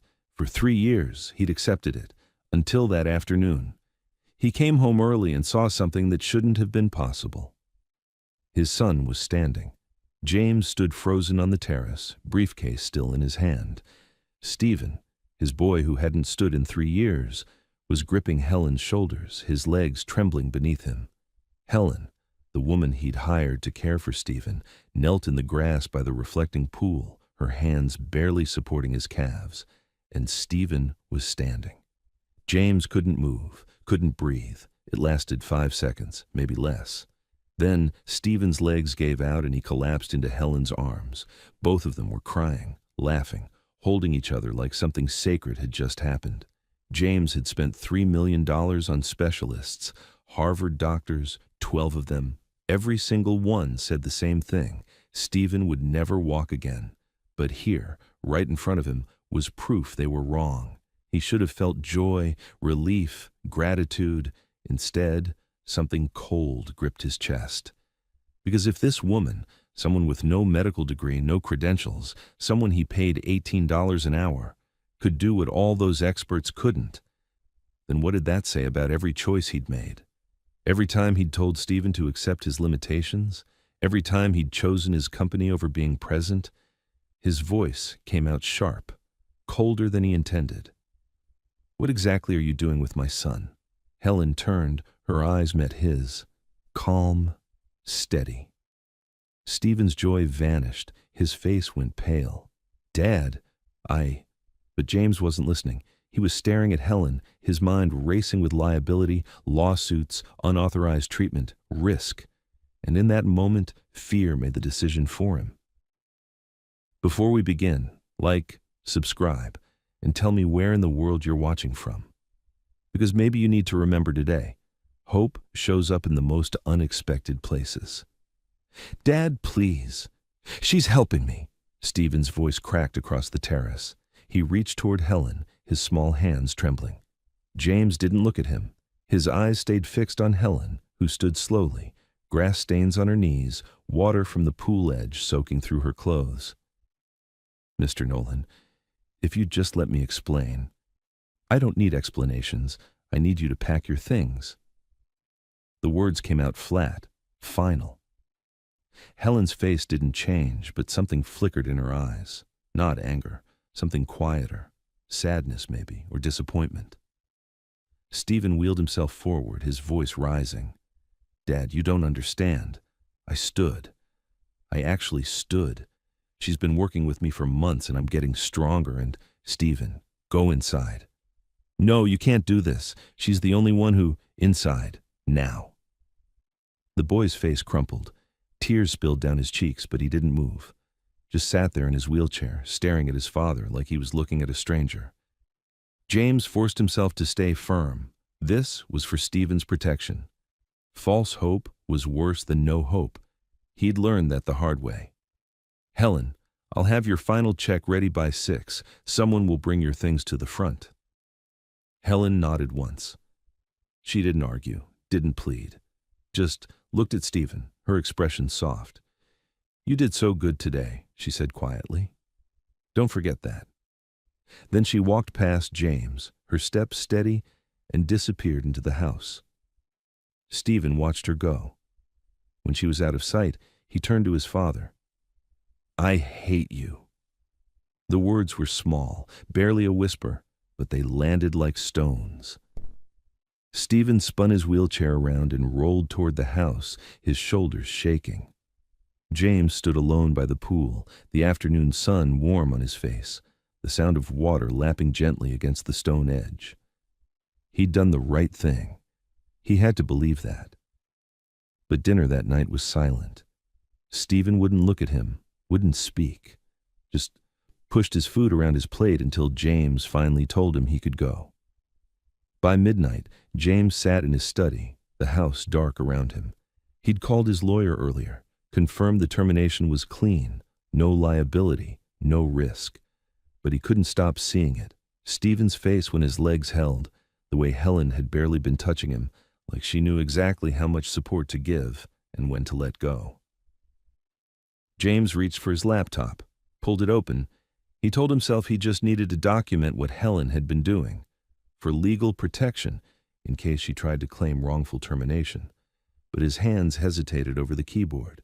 The security system had cameras everywhere, the pool, the terrace, the therapy room James had built 3 years ago, the one filled with expensive equipment that Stephen never used. James pulled up the footage from today, watched the moment he'd walked in on, watched Stephen stand, watched him fall, watched the joy on both their faces. Then he scrolled back. 1 day, 2 days, a week, and he kept watching. What he saw made his breath catch in his throat. James sat in the blue glow of his laptop screen, the house silent around him. He'd been watching for an hour, maybe 2. He'd lost track. The footage showed everything. Helen arriving early every morning, a notebook tucked under her arm. Helen on her lunch break, laptop open, searching through medical journals and therapy research. Helen in the pool with Stephen, guiding his legs through exercises while she counted out loud, her voice patient and steady.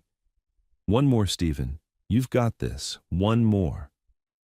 James watched her celebrate when Stephen moved his ankle 3 inches to the left, watched her write it down in that worn notebook, the date and time, the exact measurement, watched her high-five his son like he'd just won a championship.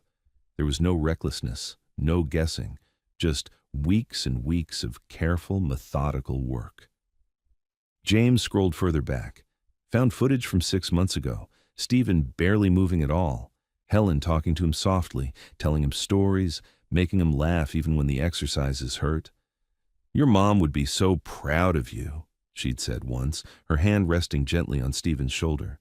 "She'd see how hard you're trying." Stephen had cried that day, and Helen had just held him, not saying anything, just being there. James's throat tightened. He'd been so absent, so buried in work and grief, in his own guilt, that he couldn't see what was happening right in front of him. Helen hadn't been trying to replace the specialists. She'd been doing what they never did. She'd been present. James closed the laptop, sat back in his chair. The clock on the wall read 2:47 a.m. He should go to bed, try to sleep, deal with this in the morning. But he couldn't. He stood, walked upstairs, past Stephen's room. The door was cracked open. His son was asleep. Finally, his face still streaked with dried tears. James's chest ached. He went to his own room, showered, put on jeans and a sweater, nothing fancy, nothing that screamed billionaire, just clothes. By 4 a.m., he was in his car. Helen's address was still in the employee files, a small apartment building 40 minutes outside the estate. The kind of neighborhood where people worked 2 jobs and still struggled to make rent. James parked across the street, bought 2 coffees from a corner shop that was just opening, sat in his car, and waited. The sun came up slowly, painting the sky in soft shades of pink and gold. At 6:30, the building door opened. Helen stepped out, a bag over her shoulder, heading toward the bus stop. James's hands gripped the steering wheel. This was it. He could drive away, let her go, hire someone new, someone with credentials and a clean resume, someone who wouldn't make him feel like he'd failed his son. Or he could do the hardest thing he'd done in 3 years. He could admit he was wrong. James opened the car door and stepped into the morning light. Helen saw him immediately, stopped walking. Her expression shifted, guarded, careful. James crossed the street, the 2 coffees in his hands, his heart pounding so hard he thought it might break through his chest. When he reached her, he opened his mouth to speak, but the words caught in his throat. "I was wrong." The words scraped out of James's throat like broken glass. Helen stood on the sidewalk, her bag over her shoulder, the morning sun behind her. She didn't move, just watched him. James held out one of the coffees. His hand was shaking. "I watched the footage, all of it. What you've been doing with Stephen, it's not careless, it's not reckless, it's..." His voice cracked. "It's everything I should have been doing." Helen's eyes stayed on his face, reading him, measuring. "I can't take back what I said yesterday," James continued. "I can't undo firing you in front of my son, but I'm asking you, please, come back, full time, whatever terms you need. I'll sign anything. Just don't give up on him because I was too scared to believe." The street was quiet. A bus rumbled past. Somewhere a dog barked. Helen took the coffee, held it between her hands. "I'm not doing this for you, Mr. Nolan," she said finally. "I'm doing it for Stephen. I know. And if you doubt me again, if you let fear decide for you, I won't come back, not a second time." James nodded. "I understand." They drove separately through the waking city, the sun climbing higher, traffic starting to build. When they pulled into the estate, the front door opened before they even parked. Stephen. He must have been waiting by the window all night. The boy wheeled himself down the ramp so fast he nearly tipped forward. When he reached Helen, she dropped to her knees on the gravel. Stephen threw his arms around her neck and held on like she was the only solid thing left in his world. "You came back," he whispered. "You came back." "I'm here," Helen said softly. "I'm not going anywhere." James stood by his car, watching his son cling to the woman who'd done what he couldn't. His throat burned. The household staff had gathered by the door. Cook, gardener, housekeeper, all of them watching. Some smiled, some wiped their eyes. They'd seen what James had missed. That afternoon, James did something he hadn't done in 3 years. He canceled his meetings, all of them. He sat by the pool and watched Helen work with Stephen. Really watched. Saw the way she counted each movement, encouraged every effort, celebrated the smallest progress. "Does it hurt?" James asked Stephen during a break. Stephen looked surprised his father was even there. "A little, but it's a good hurt. Like something's waking up." James's chest tightened. Later, as the sun started to set, Stephen looked up at his father. His voice was small, scared. "Dad, you're not going to send her away again, are you?" James knelt beside the wheelchair. "No, I promise. You promised Mom you'd always be here too. And then you weren't." The words hit like a fist. James opened his mouth, closed it. He had no defense. "I know," he said finally. "But I'm here now, and I'm learning. Helen's teaching me too." Stephen studied his father's face, then nodded, just a little. That night, James made a call. Dr. Patricia Chen, a specialist he'd worked with years ago on a company case, someone who could provide medical oversight, protect what Helen was building. When he told Helen the next morning, she stiffened. "I'm not trying to replace you," James said quickly. "I'm trying to protect you. If this works, when this works, I want it documented by someone the medical world respects." Helen was quiet for a long moment. Then she nodded. "All right." But neither of them saw the black sedan that pulled up to the estate gates that afternoon, or the man inside taking photos. Richard Strauss sat in his downtown office, reviewing the images his investigator had sent. Helen Grant with the boy, James Nolan watching them, all of it looking very, cozy. Richard leaned back in his leather chair and smiled. "Time to see what this woman's really made of," he murmured. He picked up his phone and made a call. 3 weeks passed. James started coming home earlier, not just on time, early. He'd sit by the pool during Stephen's sessions, asking questions, learning the names of exercises he'd never cared about before. Helen was patient with him, showed him how to spot Stephen during balance work, taught him which stretches helped and which ones pushed too hard. "Support here," she'd say, guiding James's hands to Stephen's lower back. Not lifting, just steadying. Let him do the work. James watched his hands that signed billion-dollar contracts, tremble as they touched his son's back. Such a simple thing, but he'd forgotten how. Stephen was getting stronger. 10 seconds of standing became 15, then 20. His legs didn't shake as much. His smile came easier. One afternoon, Stephen looked up at his father during a break. "You're here a lot now." James set down his phone. "Is that okay?" "Yeah." Stephen's voice was quiet. I'm not used to it." The words stung, but they were true. "I'm sorry," James said. "For all the time I wasn't." Stephen looked down at his hands. "Mom used to say you were busy saving the world. That's why you couldn't be home." James's throat closed. "Your mom was kinder than I deserved.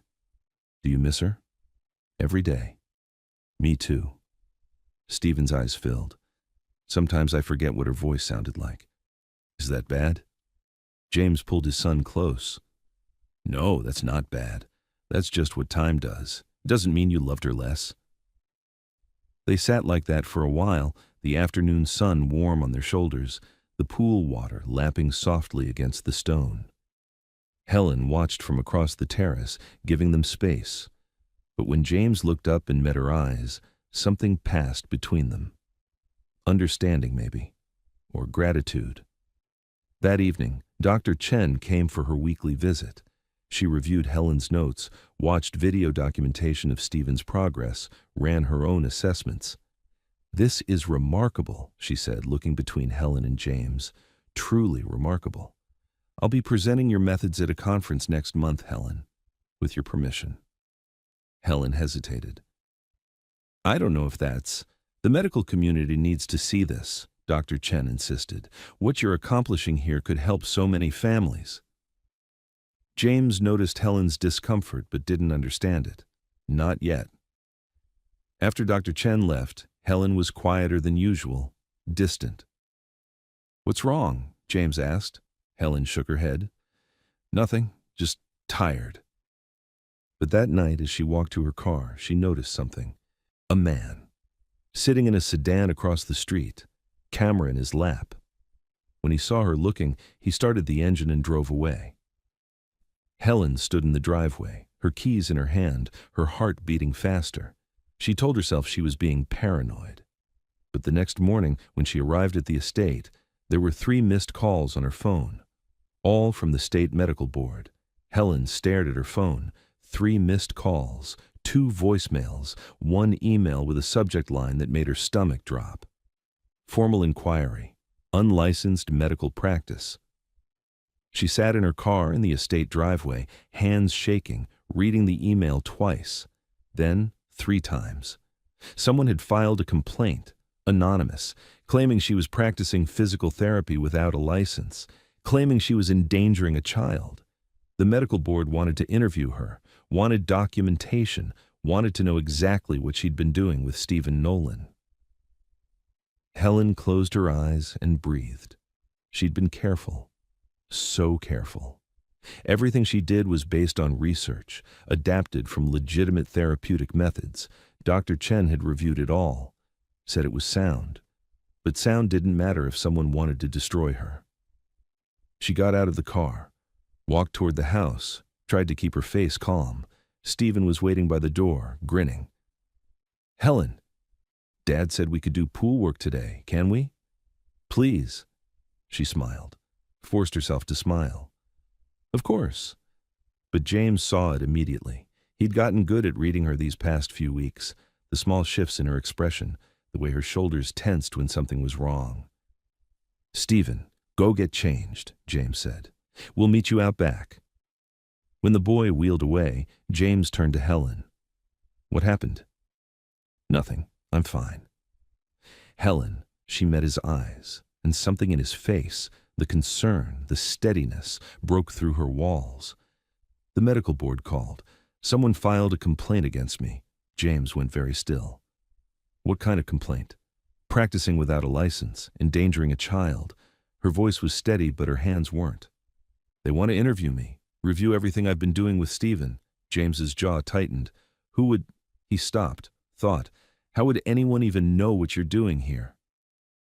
Helen remembered the man with the camera, the sedan that sped away when she looked. "I don't know," she said quietly, "but someone's been watching." James pulled out his phone. "I'm calling my lawyers right now." "Mr. Nolan," "James, and this isn't negotiable. Someone's targeting you because of my son. That makes it my problem." Helen wanted to argue, but the relief she felt was stronger than her pride. That afternoon, while Stephen practiced in the pool, James made calls. Lawyer after lawyer. His voice sharp, commanding, protective in a way Helen had never heard. Stephen didn't notice the tension. He was too focused on his progress, too happy that both his father and Helen were there. "Watch this," he called out, gripping the pool edge.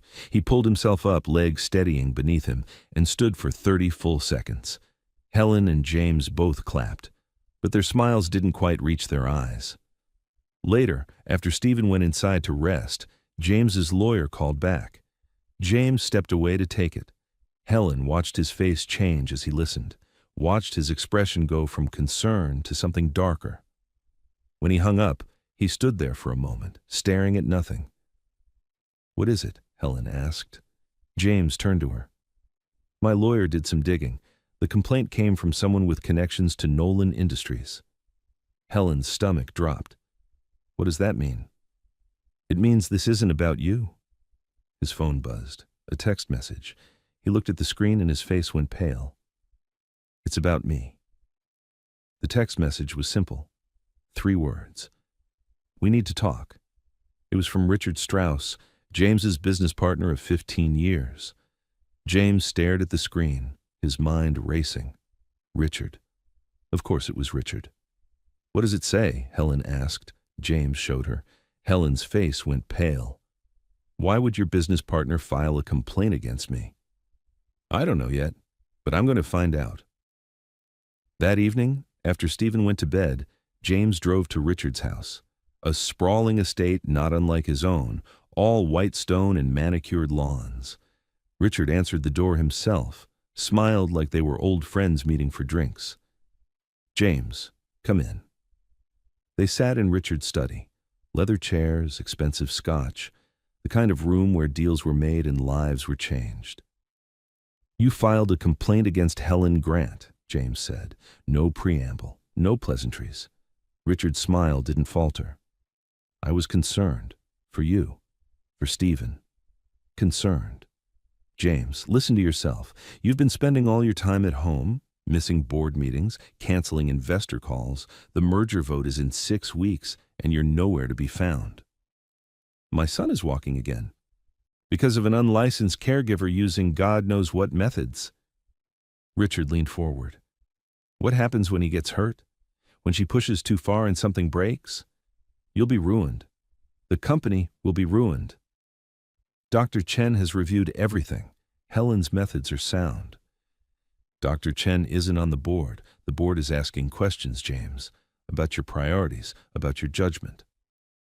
James set down his glass. "You're threatening me." "I'm protecting you and the company. Step back from this distraction. Put Stephen in a proper facility with licensed professionals and focus on what matters." "My son matters." "Your son will be fine. But if you lose this company, if you lose everything you and I built, what kind of father does that make you?" James stood. The kind who finally shows up. He walked out without looking back. But as he drove home, Richard's words circled in his mind. The merger. The board. The company he'd spent 20 years building. Could he really risk it all? When he got home, Helen was still awake, sitting in the kitchen with tea. "What did he say?" she asked. James told her. All of it. Helen was quiet for a long time.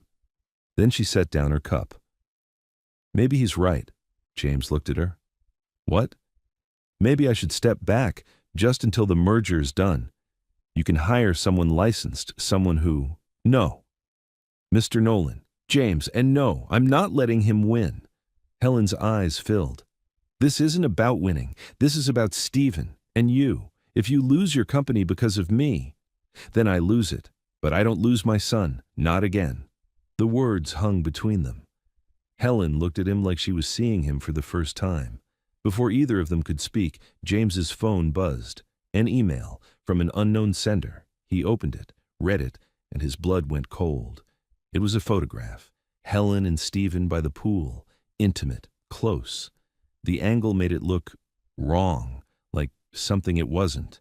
Below the photo, a single line of text. "Imagine what the media could do with this." Helen stared at the photo on James's phone, her hand on Stephen's shoulder, the boy looking up at her with complete trust.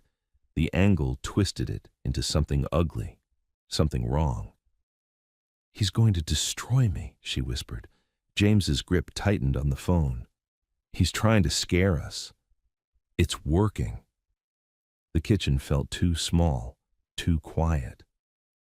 Helen stood, moved to the window, stared out at the dark estate grounds. "I should leave," she said, "before this gets worse, before he hurts Stephen with this." "Helen, look at that photo, Mr. Nolan. Look at what he's turning this into. If that gets out, if people see it and think—" Her voice cracked. "I can't do that to Stephen. I won't." James stood, crossed the kitchen, stood beside her at the window. "3 weeks ago, I fired you because I was afraid," he said quietly. "Afraid of hope, afraid of change, afraid of admitting I'd failed my son." He turned to look at her. "I'm not making that mistake again. This is different. This is your company, your reputation, everything you've built. I built a company. You're rebuilding my son. There's no comparison." Helen's eyes filled. "You don't understand what men like Richard can do. I've seen it before. People like me, we're easy targets. No money, no lawyers, no protection. He'll make me look like—" "You're not alone in this." The words settled between them like a promise. Helen wanted to believe him, but belief was dangerous. Belief got you hurt. That night, James couldn't sleep. He lay in bed staring at the ceiling, thinking about Richard's threat, about the merger, about Stephen's face when he stood for 30 seconds today. His phone buzzed. A text from his head of security. Found something. Need to show you. Tomorrow morning. James sat up, read it again. Whatever his security team had found, it was enough to wait until morning. Enough to document carefully. Hope stirred in his chest, small, fragile, but there. Down the hall, Stephen lay awake too. He'd heard voices earlier, his father and Helen in the kitchen. He couldn't hear the words, but he knew the tone. Something was wrong. Stephen reached for his phone on the nightstand, pulled up the family calendar his father kept, saw the entry for next week. Board merger meeting, final vote. He didn't understand all of it, but he understood enough. His father was in trouble, and it had something to do with Helen. Stephen looked at his legs under the blanket, thought about how far he'd come, how much stronger he felt. Maybe there was something he could do. In the guest house, Helen sat on the edge of her bed, the threatening photo still burned into her mind. She'd been here before. Different city, different family, different accusations, but the same ending. People like her didn't win against people like Richard Strauss. She pulled out her phone, started typing a resignation letter to James. Dear Mr. Nolan. Her fingers hovered over the keys. Then she thought of Stephen's face today, the pure joy when he stood for 30 seconds. She deleted the letter. Whatever was coming, she'd face it. For him. Across town, in his office lit only by a desk lamp, Richard Strauss reviewed his plan. The photo was just the beginning. He had more, so much more. Anonymous tips to tabloid bloggers, contact information for concerned board members, a timeline for maximum damage. By the time he was done, James Nolan would be begging to step down as CEO. And that unlicensed caregiver? She'd never work again. Richard smiled and reached for his phone. Time to make the next move. James's security chief arrived at dawn. He spread documents across the dining room table, photos, bank records, phone logs. Richard Strauss hired a private investigator 3 weeks ago, he said. The same day Dr. Chen first visited. He's been tracking Helen's movements, Stephen's therapy sessions, your schedule. James stared at the evidence. Why? The merger. If it goes through as planned, you remain CEO. But there's a clause. If the board votes no confidence in your leadership, Richard takes over. He's been building a case that you're distracted. Unfit. Helen stood in the doorway, listening. Her hands were shaking. There's more, the security chief continued. He pulled out a recording device. Richard's assistant came forward yesterday, said she couldn't stay silent anymore.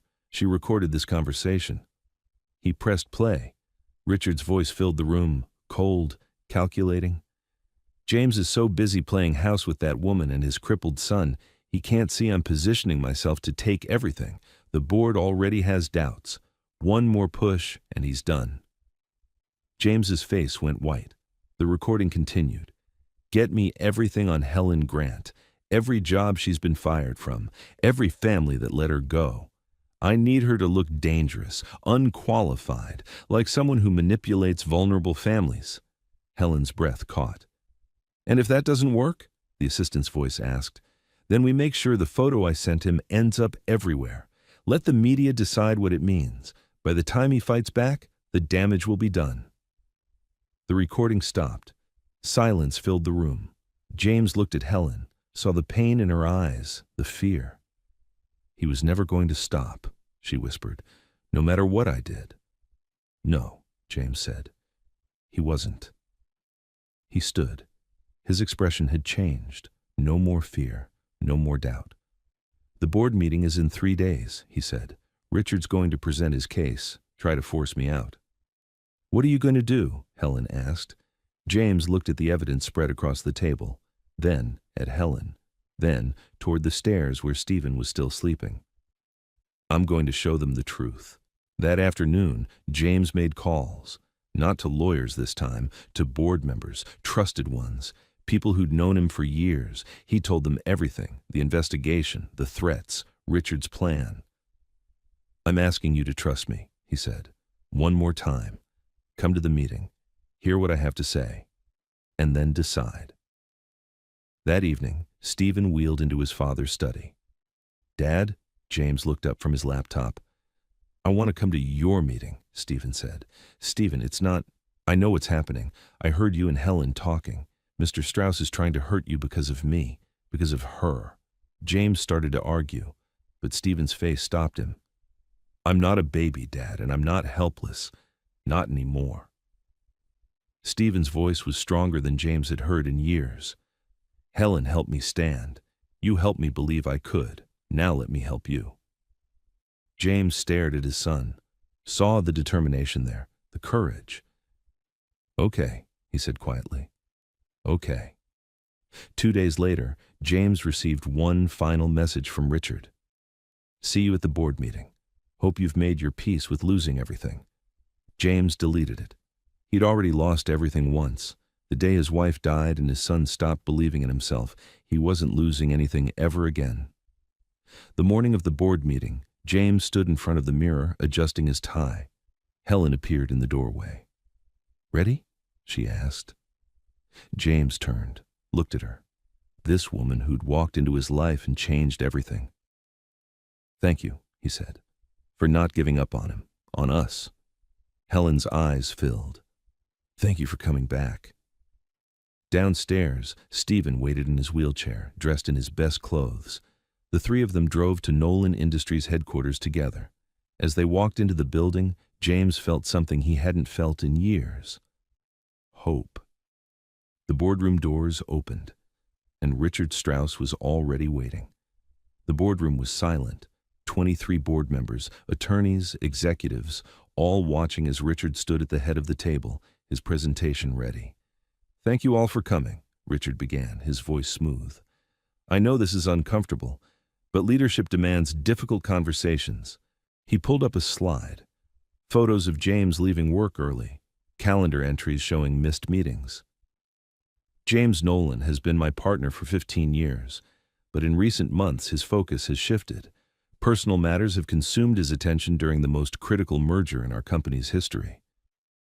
James sat quietly, Helen beside him, Stephen's wheelchair at the end of the table. Richard continued. "I have evidence of household staff overstepping boundaries, unlicensed medical treatment, a pattern of judgment that puts both his family and this company at risk." He pulled up the photo, Helen and Stephen by the pool. The angle still twisted, still ugly. Several board members shifted uncomfortably. "I'm not questioning James's love for his son," Richard said. "I'm questioning whether personal crisis should dictate corporate leadership." He sat down, looking satisfied. James stood slowly. "Thank you, Richard, for showing everyone exactly who you are." He nodded to his attorney, who began distributing folders to each board member. "Inside, you'll find bank records showing Richard hired a private investigator to stalk my son's caregiver, phone logs proving he filed a false complaint with the medical board, and recordings, provided by his own assistant, of Richard planning to manufacture evidence against me." The room went still. James played the recording. Richard's voice filled the boardroom, cold, calculating, admitting everything. When it finished, the silence was deafening. Richard's face had gone pale. "This is... You can't... I can. And I am." James's voice was steel. "You didn't just come after me, Richard. You came after my son. You tried to destroy a woman whose only crime was helping a child walk again." He turned to the board. Helen Grant accomplished what 12 specialists couldn't, not through recklessness, through patience, research, belief. Dr. Patricia Chen has documented everything. It's all in your folders. James paused, then gestured to Stephen. "But you don't have to take my word for it." Stephen gripped the armrests of his wheelchair. His hands were shaking, but his face was set with determination. Helen moved to his side, but Stephen shook his head. "I want to try alone." The room held its breath. Stephen pushed himself up. His legs trembled, but they held. And then, step by step, he walked. 12 deliberate steps across the boardroom floor to where his father stood. Someone gasped. Another board member wiped her eyes. When Stephen reached James, his father's arms went around him, holding him steady. "Helen didn't just help me walk," Stephen said, his young voice clear in the silent room. "She helped my dad remember how to be my dad." James's eyes closed. His son's words landed in a place he didn't know was still broken. The board voted immediately. Richard was removed, not just from merger leadership, from the company entirely. He left without a word, his face twisted with fury. 3 months later, the Helen Grant Foundation opened its doors, a building downtown filled with light and hope, free therapy for families who'd been told impossible. At the ribbon cutting, Stephen walked across the stage, no assistance, no help, and handed his father the scissors. The crowd erupted in applause. But the moment James would remember forever came that evening. They sat by the reflecting pool, the three of them, Stephen's legs dangling in the water, strong enough now to kick gently. "You know what I was thinking about today?" Stephen asked. "What?" James said. "Mom. I think she would have liked Helen." Helen's breath caught. James looked at her, saw the tears in her eyes. "Yeah," he said softly. "She would have." Stephen smiled, leaned his head against his father's shoulder, and in that moment, sitting by the water where everything changed, James understood something he'd missed for so long. Grace doesn't always announce itself. Sometimes it shows up quiet, steady, in the form of a woman who believed when no one else would. Sometimes it shows up in a son who forgives. Sometimes it shows up in a second chance you don't deserve but receive anyway. Helen reached over, squeezed James's hand once. He squeezed back. And in the fading light, they sat together. Not as employer and employee, not as broken people trying to fix each other, but as family. The kind that doesn't come from blood, the kind that comes from showing up, from believing, from refusing to let fear win, the kind worth fighting for.